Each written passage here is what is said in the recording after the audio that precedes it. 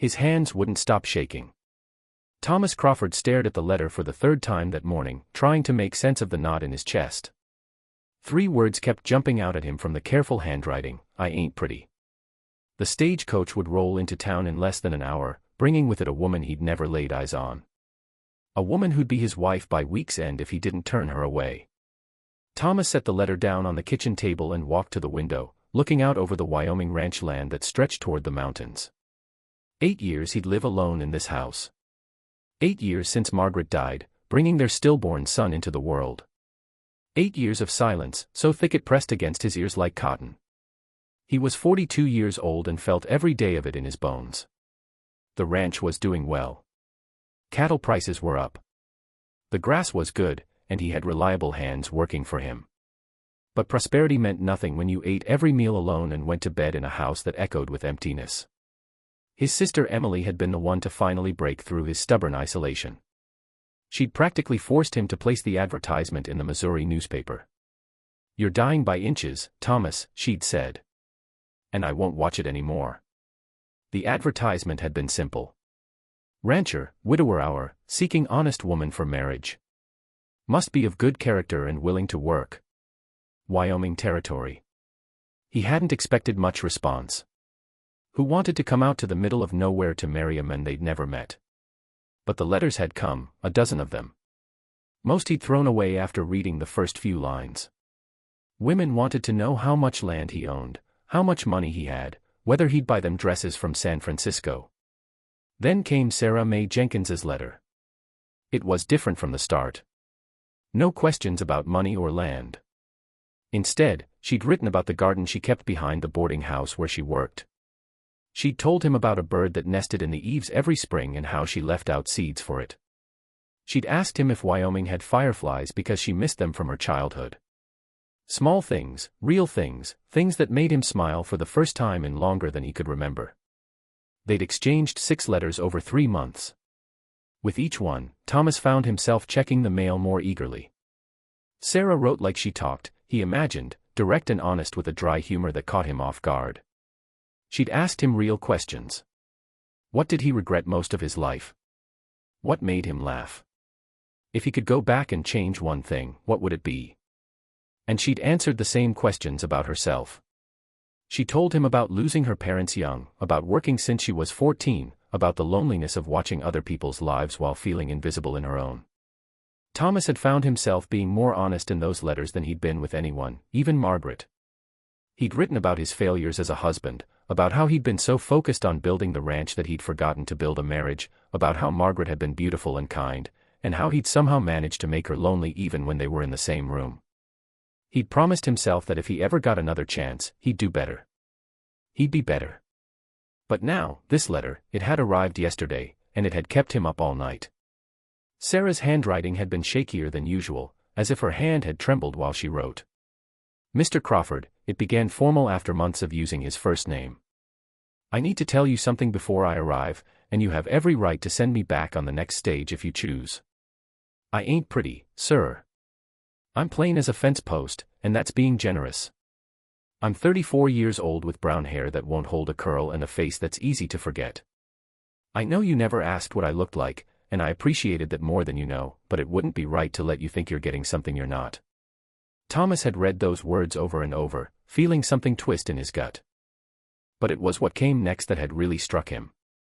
"I'm telling you this now so I won't have to see disappointment in your eyes when I step off that coach. You seem like a good man, Mr. Crawford. And I'd rather remember you from your letters than see you try to hide what you're feeling. But I need you to know something else, too. I can cook, sir. I can cook better than anyone you've ever met. And I know what it means to be invisible. I know what it means to be the person nobody notices. Maybe that's what you need. Someone who won't expect much. Someone who will be grateful for whatever kindness you can spare." The letter had ended simply. "I'll be on a Thursday stage. If you're not there to meet me, I'll understand. Sarah Mae Jenkins."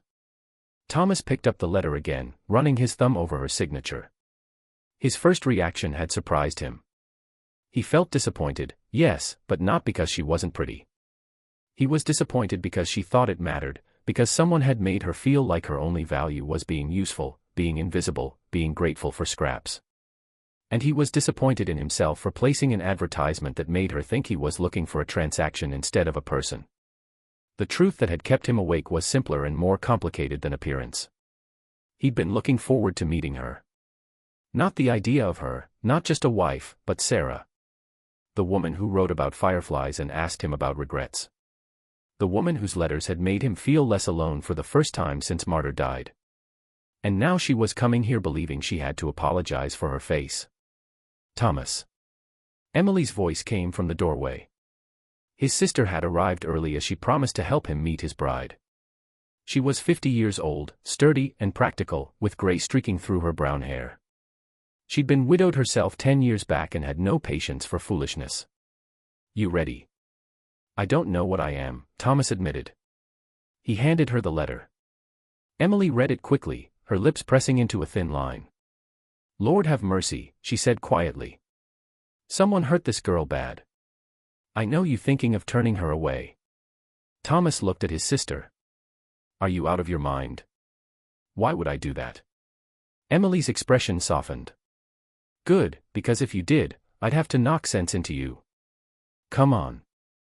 Stage will be here in 30 minutes. She paused at the door. "Thomas, just so you know, Margaret was beautiful and you failed her anyway. So maybe try seeing if someone's heart is pretty instead of their face." The words stung because they were true. Thomas grabbed his hat and followed his sister out to the wagon. The ride into town took 20 minutes and he spent every one of them trying to figure out what he'd say. How did you tell someone that you weren't disappointed when they'd spent a lifetime learning to expect nothing else? The town of Clearwater wasn't much. A main street with a general store, a saloon, a church, and a handful of other buildings. The stagecoach stop was in front of the hotel, and there was already a small crowd gathering. News traveled fast in a small town, and everyone knew Thomas Crawford was collecting his mail-order bride today. The stage rolled in right on time, dust billowing up from the wheels. Thomas's heart was hammering so hard he could hear it in his ears. The driver climbed down and opened the door. A businessman stepped out first, then an older woman, then a young cowboy. Thomas was starting to think Sarah had changed her mind when one more passenger appeared in the doorway. She stood there for a moment and Thomas got his first look at Sarah Mae Jenkins. She was exactly as she described herself, brown hair pulled back in a simple bun, average height, wearing a plain gray traveling dress that had seen better days. Her face was ordinary in every conventional sense, but it was her eyes that caught him. Brown eyes that were intelligent and wary and kind all at once.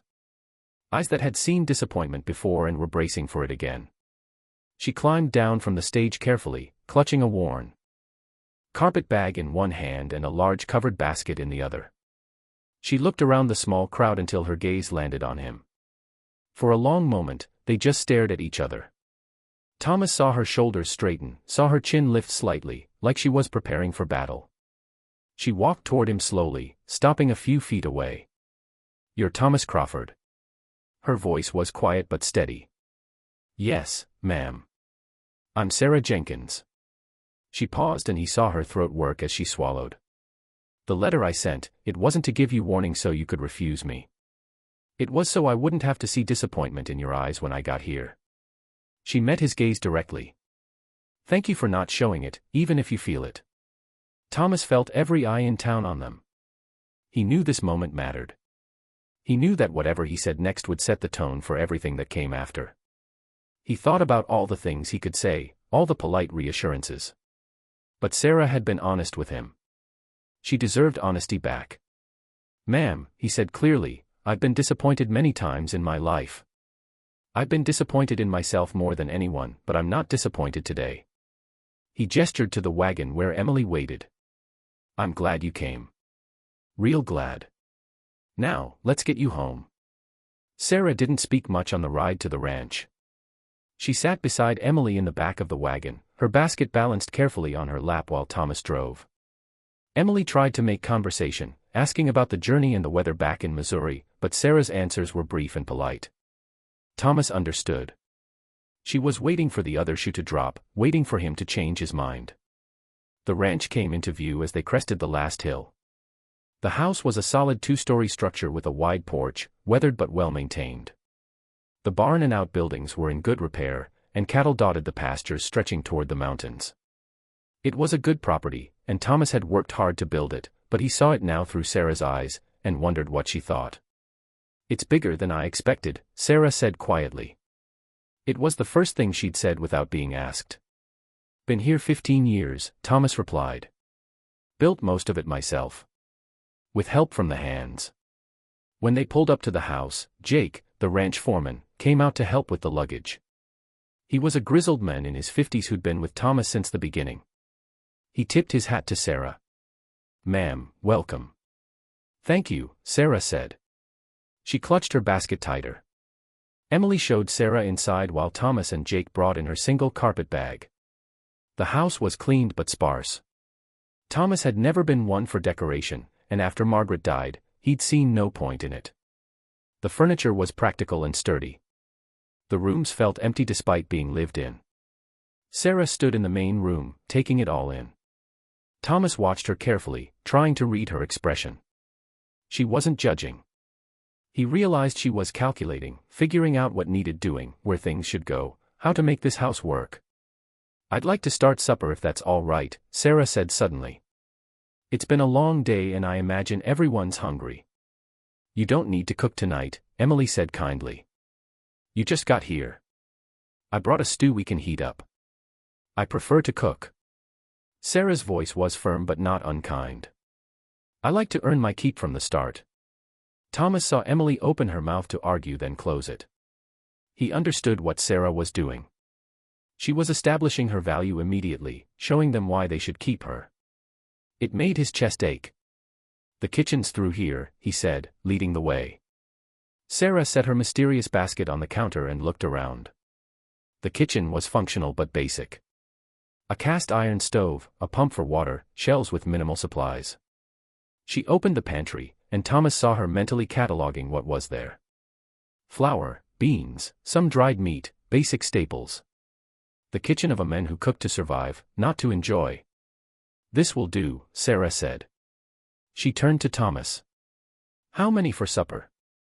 "Just the 3 of us tonight." "The hands." "Eat in the bunkhouse." Sarah nodded and started unpacking her basket. Thomas watched in fascination as she pulled out items he'd never seen before.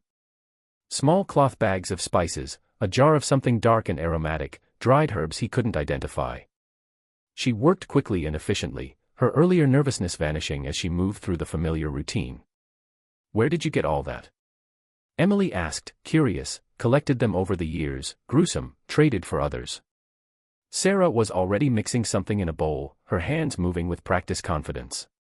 A good cook needs more than salt and pepper. Thomas and Emily retreated to the main room, leaving Sarah to work. An hour later, she called them to the table.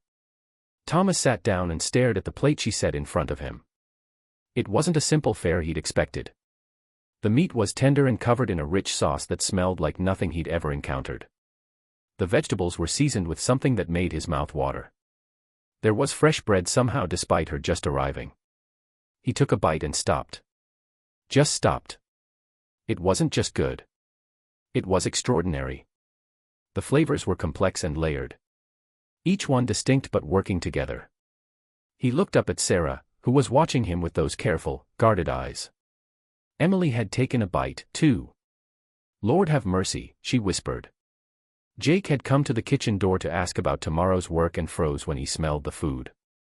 "Ma'am," he said to Sarah, "I don't mean to be forward, but I'd ride through a blizzard for another plate of that." The tiniest smile touched Sarah's lips. It was the first time Thomas had seen her smile, and it transformed her face, not into conventional beauty, but into something warm and real. "Where did you learn to cook like this?" Thomas asked. The smile faded. Sarah looked down at her plate. "When you're plain, you learn other ways to make people happy. Food makes everyone happy if it's done right." "But where?" Emily pressed. "This isn't ordinary cooking, Sarah. This is something special." Sarah was quiet for a long moment. "I was a cook in a fine house once in St. Louis."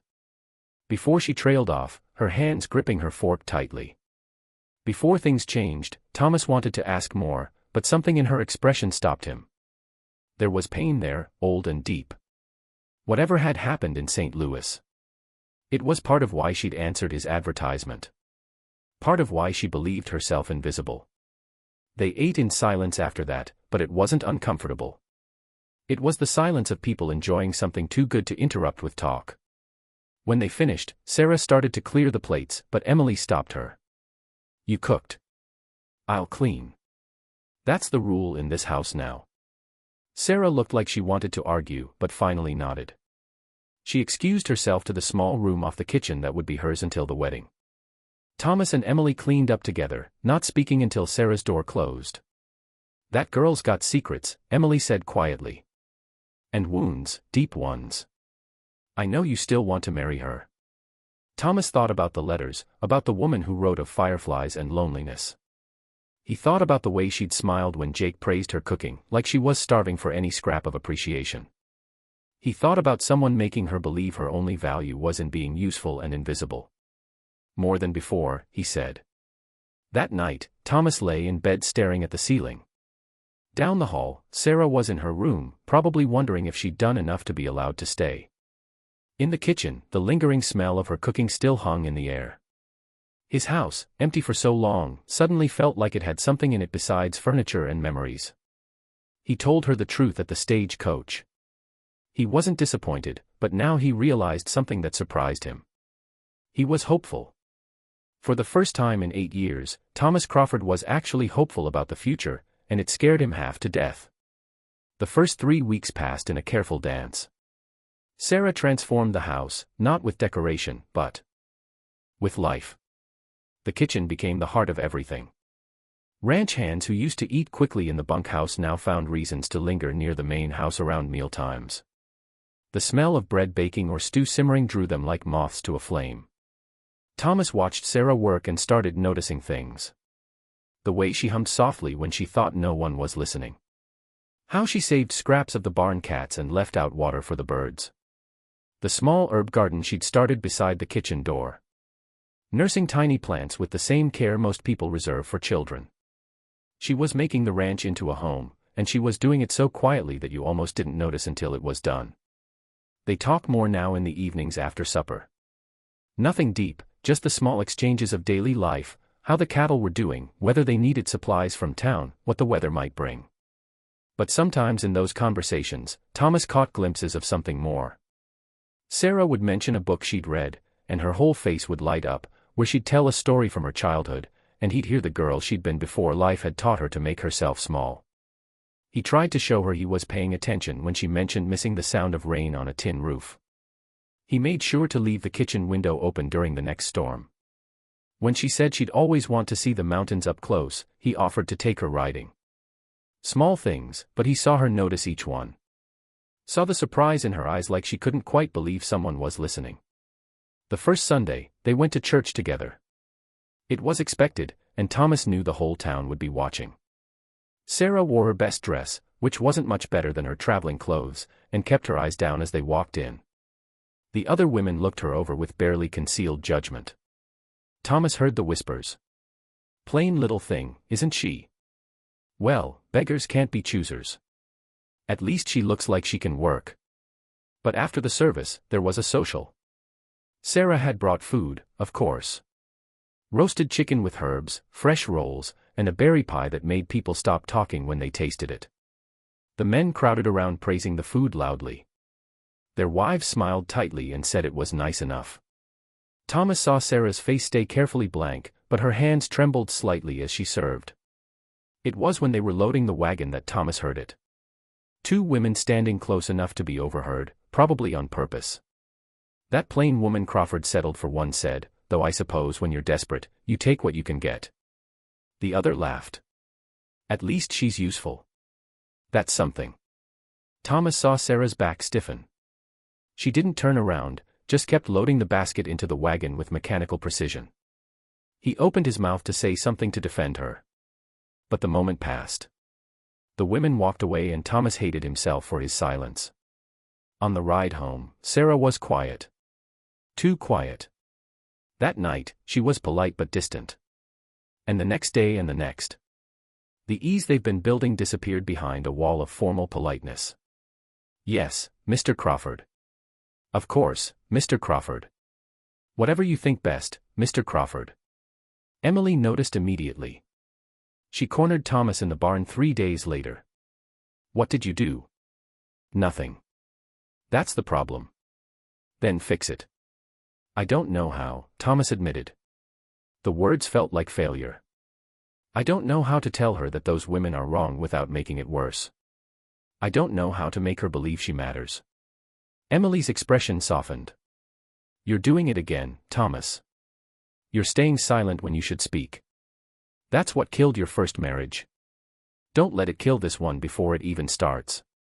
But before Thomas could figure out what to say, everything changed. It was a Tuesday afternoon when the fancy carriage rolled up to the ranch. Thomas was in the barn and didn't see who it was until he heard Sarah's gasp from the kitchen garden. A well-dressed woman had stepped down from the carriage, staring at Sarah with wide eyes. Sarah Jenkins, is that really you? Sarah had gone white as milk. She dropped the herb she'd been picking. Mrs. Aldridge, I can't believe it. After all this time, Richard said, you disappeared completely. The woman moved closer and Thomas saw she wasn't being friendly. There was something cruel in her smile. So this is where you ended up. A ranch wife in the middle of nowhere. Thomas walked over, his instincts telling him something was very wrong. Ma'am, can I help you? Oh, you must be the husband. How delightful. Mrs. Aldridge looked between them with open amusement. Has she told you about St. Louis, Mr. Crawford? Thomas Crawford. Has she told you about my nephew Richard? About their little romance? The word dripped with disdain. Sarah's voice was barely a whisper. Please don't. But Mrs. Aldridge continued like Sarah hadn't spoken. My nephew, foolish boy, thought himself in love with the help. Can you imagine? He actually proposed marriage to our cook. She laughed. Of course, we couldn't allow such nonsense. A woman like that thinking she could marry into our family. We had to make him see sense. Thomas felt his jaw clench. Emily had come out of the house and Jake had stopped working. Both of them listening. They were quite creative about it. I must say Mrs. Aldridge went on made it clear what happens when people forget their place. And Sarah learned her lesson, didn't you, dear? Learned that women like you were meant to serve, not to be wives, not real wives. Anyway, Sarah's hands were shaking. She looked at Thomas and he saw everything in that look. The fear that he'd see her the way these people had. The certainty that she wasn't good enough, the old wounds bleeding fresh. That's enough. Thomas's voice came out harder than he'd intended. You need to leave now. Mrs. Aldridge raised an eyebrow. I was simply being honest. Surely you deserve to know what kind of woman you've married. I know exactly what kind of woman I've married, Thomas said. Now get off my land. The woman sniffed, climbed back into her carriage, and left in a cloud of dust. The silence she left behind was deafening. Sarah stood frozen for a long moment. Then she spoke, her voice empty. I should have told you before. I'm sorry, Sarah. I was a cook for the Aldridge family in St. Louis, their son, Richard. He was kind to me, made me feel like I mattered. Said he loved me. She laughed bitterly. I was stupid enough to believe him. When he proposed, his family was horrified. They couldn't have their precious son marrying the help. She looked at Thomas directly now, tears streaming down her face. They made sure I understood my place, Mr. Crawford. Made sure I knew that women like me don't get fairy tale endings. We get what we deserve, which is nothing. Her voice broke. I'll learn my place and I won't forget it again. She walked past him into the house. Thomas heard her door close and he stood there feeling like the worst kind of failure because once again, he didn't know what to say. That night, Thomas couldn't sleep. He lay in bed staring at the ceiling, thinking about Sarah's face when that woman had spoken, thinking about his own silence at the church social. Thinking about how he was doing exactly what he'd done to Margaret, letting someone suffer alone because he didn't know the right words. The next 2 days were torture. Sarah was polite and efficient, but she'd retreated so far behind her walls that Thomas couldn't reach her. She cooked, cleaned, worked harder than ever, but she wouldn't meet his eyes, wouldn't talk beyond the bare necessities. It was like living with a ghost. Then the cattle sickness hit. 36 heads showing symptoms of something Thomas couldn't identify. He had to ride out to the far pastures, spending 3 days and nights dealing with the crisis. By the time he got it under control, he'd barely slept, barely eaten, and felt like he'd been trampled. He rode back to the ranch at 2 o'clock in the morning, so tired he could barely stay in the saddle. The house was dark except for a lamp burning in the kitchen window. When he walked in, he found Sarah sitting at the table waiting. "You didn't have to stay up," he said. "I know." She gestured to the counter. "There's food. Cold chicken, bread, cheese, things you can eat while you work tomorrow. I packed it already." Thomas looked and saw she'd prepared enough food for days. His work clothes were laid out clean and mended. In a saddle bag by the door, he could see she'd tucked something inside. "What's that?" "Just notes. Things to remind you to eat, to rest when you can." Her voice was flat, mechanical. "I know you forget when you're busy." Something in Thomas broke. Maybe it was the exhaustion. Maybe it was 3 days of thinking about everything wrong in life, but suddenly he couldn't hold it in anymore. "Sarah, I can't do this." She stood up quickly, her face going pale. "I understand. I'll pack my things." "No." He moved toward her. "That's not what I meant. I can't do this dance where we pretend everything's fine when it's not. I can't watch you make yourself invisible because you think that's what I want." "It's what everyone wants," she said quietly. "It's not what I want." Thomas sat down heavily in a chair. "Sarah, I don't know how to do this. My first wife was beautiful and I failed her completely. I was so scared of feeling anything that I felt nothing. She was lonely in a house with a husband and I let it happen." Sarah was staring at him now, really looking at him. "When you wrote those letters," Thomas continued, "about fireflies and gardens and being lonely, I laughed for the first time in 8 years. I looked forward to checking the mail like a kid at Christmas. And when you got here, I wasn't disappointed because you weren't pretty by some stupid standard. I was disappointed because you thought it mattered to me." "How could it not matter?" Sarah's voice broke. "It matters to everyone. Not to me, not about you." Thomas rubbed his face. "But I'm doing the same thing I did before. Staying quiet when I should speak. At that church social when those women said those things, I should have said something. I should have told them they were wrong. I should have told you that you matter. I'm used to it." Sarah whispered. "You shouldn't have to be used to it." He looked at her directly. "Sarah, do you know what I see when I look at you? I see the woman who leaves seeds out for birds. Who started a garden her first week here because growing things makes you happy. Who stays up at 2 o'clock in the morning to make sure a tired man has food for tomorrow. I see someone who makes this house feel like a home instead of tomb." Tears were streaming down Sarah's face now. "You don't have to be kind." "I'm not being kind. I'm being honest." Thomas stood up. "I know we're already married on paper, but I'd like to court you properly if you'll let me. I want to start over. I want to prove to you that I see you. Really see you." "I don't know if I can believe that," Sarah said, but her voice held something it hadn't before. "Hope." "Then let me show you." Thomas took a step closer. "Let me prove it." Sarah looked at him for a long moment. "What else do you remember?" "For my letters." The question caught him off guard. "What?" "You said my letters made you laugh. What do you remember from them?" Thomas thought about the stack of letters he kept in his desk drawer, the ones he'd read and reread. "You wrote about missing fireflies, about how your mother used to make apple butter every fall and the whole house would smell like cinnamon. You said your favorite color was green because it meant things were growing. You asked me if I believe people got second chances because you hoped they did." Sarah's breath hitched. "You remember all that?" "I remember everything." Thomas said, "You wrote that you dreamed of having your own restaurant someday. That you wanted to cook food that made people happy, not just fed them. You asked me what I regretted most. And I told you about failing Margaret. You didn't judge me for it. You just said that knowing you failed meant you could do better next time. I can't believe you remember, Sarah whispered. How could I forget? Those letters were the best part of my day for months. Thomas reached out slowly, giving her time to move away. When she didn't, he took her hand. Sarah, I'm not good with words. I'm going to mess this up 100 times, but I'm asking you to give me a chance. Let me court you properly. Let me show you that I see you. Sarah looked down at their joined hands. I'm scared of what? Of believing you. Of hoping. Every time I've hoped for something, it got taken away. She looked up at him, her eyes red from crying. What if this is just another mistake?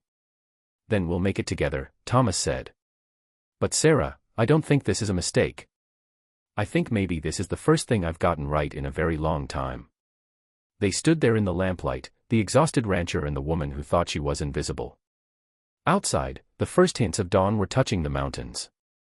And for the first time since she'd arrived, Sarah Mae Jenkins let herself hope that maybe, just maybe, someone actually saw her.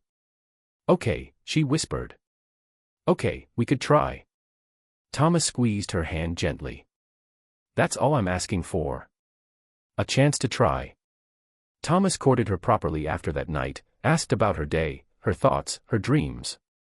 Reread all her letters and asked follow-up questions that made her blush. Small gestures, wild flowers on her pillow, her favorite tea ordered from town, fixing the squeaky kitchen door she'd mentioned once in passing. Sarah slowly opened up like morning glories facing sun. One evening, washing dishes side by side, she whispered, I always dreamed of having my own restaurant. Thomas dried a plate carefully. Why not here? Why not now? Who'd come eat food cooked by a plain woman? He set down the plate. Everyone who already finds excuses to come here, Sarah. Half the town's been angling for dinner invitations since your first week. The idea took root. Sarah decided to host a harvest dinner for the entire town. Free meal in the square. Thomas supported her fully, helping prepare tables, spreading word. It was a risk, exposing herself to judgment again. The evening arrived cool and golden. Town turned out, skeptical, but hungry. Sarah's cooking spoke for itself. Herb roasted chicken, butter rolls, apple tarts that melted on tongues. People began seeing her differently, not because she'd changed physically, but because they were finally paying attention. The local preacher stood, tapping his glass. His blessing became a sermon. Seeing as God sees, not by appearance, but by heart. This woman's fed us body and soul. Tonight, women who've been cold approached Sarah afterward. Awkward apologies. Some genuine. An older woman with kind eyes took her hand. Took me 40 years to believe I was beautiful, dear. Don't take 40 years. Later, after most had gone, a wealthy rancher from the neighboring county approached. Silver-haired, confident, expensive clothes. Miss Crawford, I'm Henry Sutton. I'd like to fund you opening a real restaurant. Proper building equipment staff. Sarah felt Thomas tense beside her. Sutton continued, you'd have full control. Naturally, I just provide capital, 20% partnership. The old Sarah would have leaped, but she looked at Thomas's tight jaw, remembered Richard's opportunities, saw the test in this moment. Mr. Sutton, she said clearly, I appreciate the offer. Truly, but if I build this dream, I'll build it my own way. Slowly, properly. Sutton raised his eyebrows, smiled slightly. Admirable offer stands. If you change your mind, he tipped his hat, and left. Thomas released a breath he'd been holding. You didn't have to. Yes, I did. Sarah turned to him. Some things are worth building together, even if it takes longer. He pulled her close right there in the town square and kissed her. Not tentatively this time, but with the certainty of a man who'd finally learned what mattered. Together, he murmured against her hair. Together, she agreed, finally believing it. 6 months later, a small building stood at the edge of town. Hand-painted sign above the door. Sarah's table. Thomas had named it. Said. Perfectly captured what she did. Made space for people, fed them more than food. The restaurant exceeded every expectation. Not fancy, but warm. Gingham curtains, mismatched chairs, tables that wobbled slightly. Sarah's cooking made it irrelevant. People came from neighboring counties. The plain woman with magic hands, they called her. Sarah had transformed, not in appearance, but in presence. She carried herself differently now. Quiet confidence replacing hunched shoulders. She'd stopped apologizing for taking up space. One afternoon, a stagecoach arrived in the square. Sarah watched from a restaurant window as a young woman stepped down. Mousy brown hair, nervous hands clutching a wrinkled letter. Another mail-order bride. Sarah's chest tightened with recognition. The girl looked around terrified as the stagecoach driver pointed toward the hotel. She moved like someone trying to be invisible. Sarah untied her apron. Mind the counter. Thomas. I'll be back. She caught up with the girl outside the general store. Excuse me. You just arrived. The girl, startled, nodded. Up close, she looked barely 20, eyes red from crying. I'm Sarah Crawford. I run the restaurant across the street. You look like you could use a meal before whatever comes next. The girl's face crumpled with relief. I told him I wasn't pretty. In my letter, I don't know if he'll still want me when he sees me. Sarah's heart broke and minced simultaneously. Come with me. At Sarah's table, she sat the girl down, brought out fresh bread and stew. The girl ate like she hadn't in days. What's your name? Emma. Emma Hayes. I'm supposed to meet Mr. Patterson at 4 o'clock. Robert Patterson. Sarah smiled. He's a good man. Quiet, kind, lost his wife 2 years ago. Emma's eyes filled. But what if he takes one look and what sees a scared girl who traveled 800 miles on faith? Sarah sat across from her. Let me tell you something, Emma. I arrived here 7 months ago thinking exactly what you're thinking. She told her story. Not all of it, but enough. The fear, the shame, Thomas's patience, her own journey to believing she was enough. The men who's worth staying for, Sarah said, will see you. Really see you. Not just what you look like, but who you are. And if Mr. Patterson doesn't, then he's not your person. Emma wiped her eyes. How did you get so brave? Sarah laughed softly. I'm not brave. I'm just tired of being invisible. There's a difference. She walked Emma to the hotel, watched her straighten her shoulders before going inside, whispered a prayer for the scared girl she'd been. That evening, Thomas found Sarah on their porch, watching the sunset paint the sky orange and gold. He settled beside her, their comfortable silence speaking of how far they'd come. Do you ever regret? Sarah started. They not beautiful, Thomas interrupted. But you are. She turned to him, ready to protest, but he pressed a finger to her lips. Somewhere between that first letter and now, you became the most beautiful woman I've ever known. I just had to learn how to see. Sarah's eyes filled. My whole life, people told me my only value was being useful. That if I couldn't be pretty, at least I could be helpful. And now you taught me the difference between my gift and my value. She took his hand. My cooking is my gift. Something I give because I want to, not because I have to earn my place. But my value, that's just being Sarah. That's enough. Thomas pulled her close. My first wife deserved better than I gave her.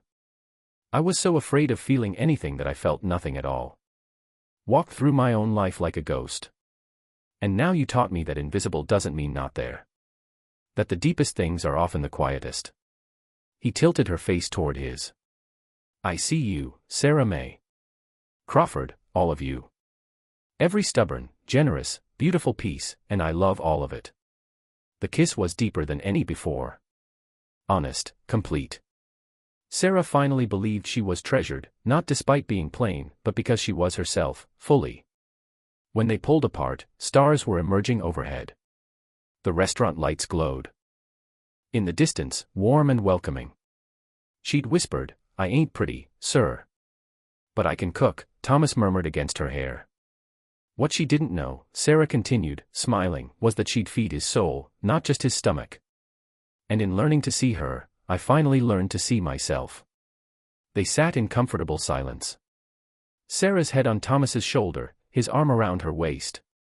From the outside, they looked ordinary. Middle-aged rancher and his plain wife on a weathered porch. But from inside, they were everything. Sarah closed her eyes. Finally at peace. Finally believing she was enough. Finally home. Sometimes the most beautiful love stories look ordinary from the outside. But those who live them know the truth. They're the only stories worth telling.